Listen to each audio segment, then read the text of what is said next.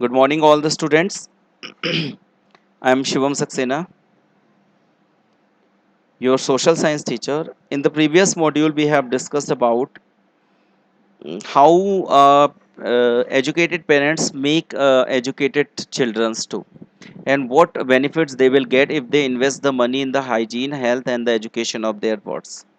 We have make a comparison between the parents, those who are educated, and few of the parents which are not educated, and they are not investing the money on the education and the health of their children, and how in the future they will get disadvantages.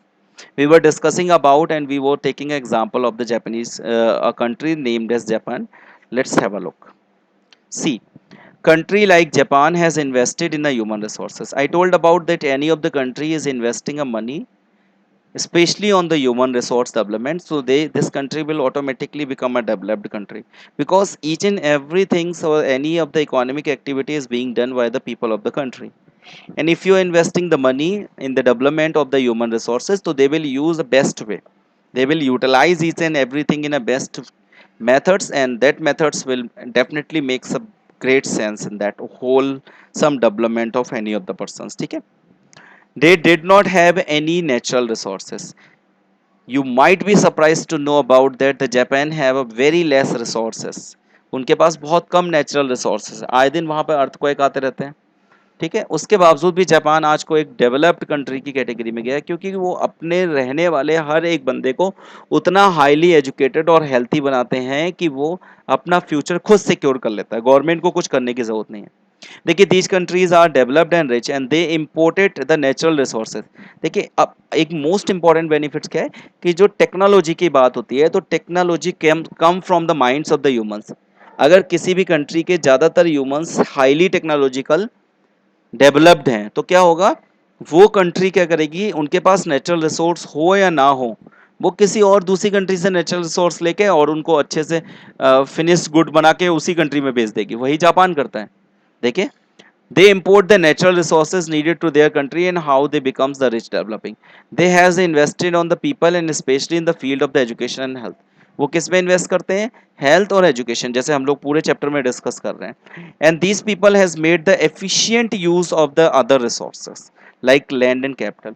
efficiency and the technology evolved by the people has made these countries rich development. ठीक है, efficiency है और उसके अलावा technology जो है उसकी वजह से ये कंट्रीज जो हैं वो एक डेवलप कंट्री और इन कंट्री को रिच कंट्री की कैटेगरी में ला देते हैं। ठीक है, अब देखिए, आप एक सिंपल से एग्जांपल ये समझ सकते हैं कि जापान क्या करता है, इंडिया से आयरन लेगा एग्जांपल के लिए, और उसके बाद टेक्नोलॉजी को यूज करके इंजन बनाएगा, और फिर वही इंजन इंडिया को रिवर्स में भेज देगा। तो even they are not having a specific natural resources, iron नहीं है, कोई परेशानी नहीं है, तो आयरन वो किसी कंट्री से as a raw material import कर लेंगे, और उसी रॉ मटेरियल को एज अ फिनिश्ड गुड और एक मशीन बना के या किसी और चीज में कन्वर्ट करके उसी कंट्री को हाई रेट में बेच देते हैं। तो केवल अपनी स्किल की वजह से they are earning. So therefore the Japan is known as a rich country because they are investing a lot of money in the education and health. Nowadays, we are seeing a lot of work is being done in the sector of the education and health by the government, because the government has understood the needs of the education and the health in the development of the society and the country too. Okay, so nextly we are going to discuss about the next, that is economic activity by the men and the women. In our country like India, different kinds of the peoples are involved themselves into the different types of the economic activity. Whenever you get the term as a economic, it means the activity that give money in return. आप ऐसा कोई भी काम करेंगे जिसमें आपको इन reverse पैसा मिलेगा, वो आपकी इकोनॉमिक एक्टिविटी की कैटेगरी में जाता है। लाइक बिला एंड सकल the people has been engaged in various activities. जैसे एक आपका फैक्ट्री में जॉब करने लगा था, और एक जो था वो सेल करता था फिश को। ठीक है, we saw that the Vilas sold the fish and Sakal got the job in a farm. These various activity has been classified into three sectors. Okay, देखिए, अब ये सारी एक्टिविटीज, चाहे आप पहली एक्टिविटी हो चाहे फिश, कोई भी ऐसी एक्टिविटीज जिसमें in return you are getting the money will be divided into the three sectors, and three specific sectors makes the GDP of the country, that is primary, secondary and tertiary sectors.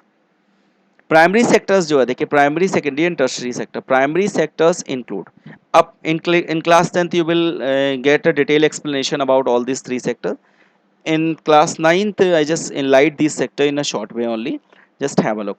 Primary sector include, primary sectors में agriculture जाता है, forestry जाती है, animal husbandry जाएगी, fishing जाएगी, pottery जाएगी, farming जाएगी, mining जाएगी, क्वायरिंग जाएगी। ये सब प्राइमरी सेक्टर है।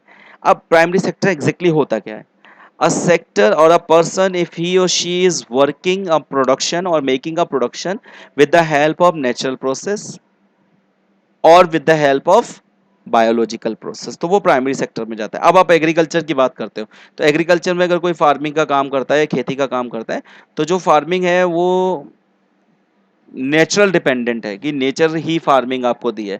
इसके अलावा फॉरेस्ट्री है, आप जंगल में देखते हो, जंगल से कोई भी चीज़ें लाना है, लकड़ियाँ, तो वो भी नेचुरल है।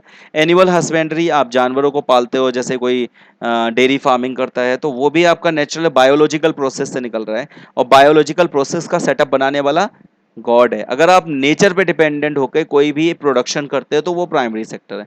जैसे फिशिंग है, तो फिश को बनाने वाले कौन है? गॉड है। तो आप फिशिंग करते हैं तो वो आप प्राइमरी है। पोल्ट्री फार्मिंग है, पोल्ट्री फार्मिंग में जो वो होते हैं, चिकन्स होते हैं, उनको पाला जाता है, तो चिकन बनाने वाले भी गॉड है। माइनिंग्स एंड क्वायरिंग्स है, और जो मिनरल्स हैं वो बनाने वाले भी गॉड है। तो जहां पर आप नेचुरल या नेचर या गॉड की बात करते हैं, वो अगर प्रोडक्शन कर रहे हैं तो वो that will go in this category. ठीक है। Manufacturing includes in the secondary sector. अब सेकेंडरी सेक्टर क्या होता है? जिसमें प्राइमरी प्रोडक्टर का प्रोडक्शन को रॉ मटेरियल यूज किया जाए और नेक्स्ट लेवल के मटेरियल को बनाया जाए, that is secondary sector.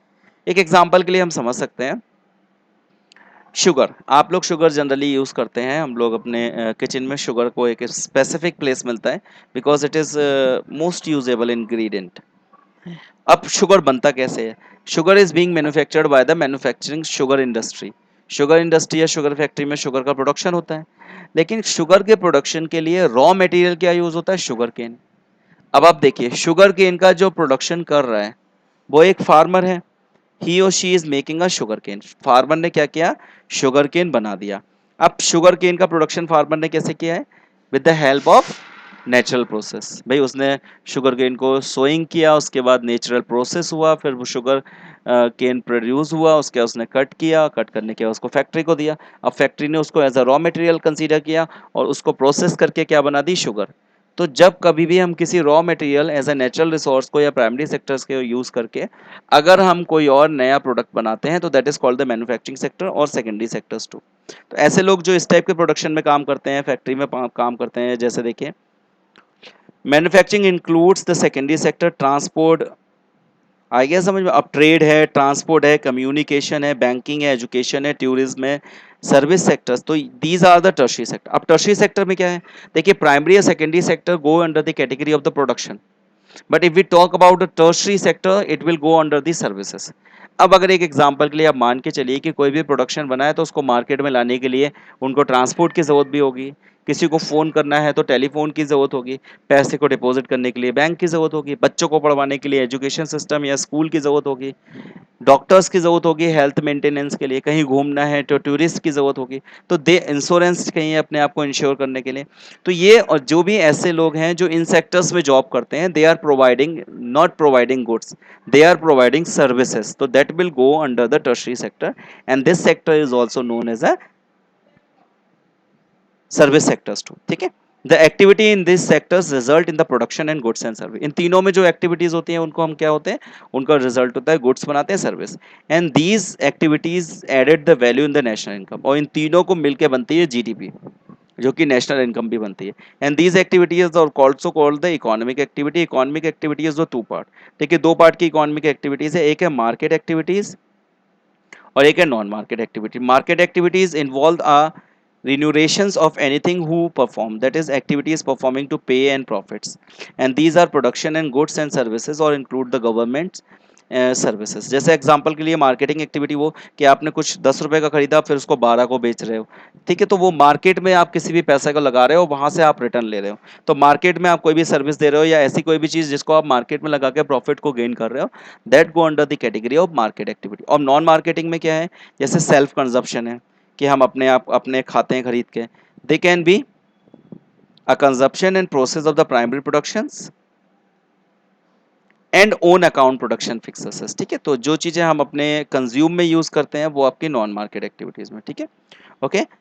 So I think these topics are clear, and in the next video we will discuss about the further portion of this specific chapter. Thank you very much.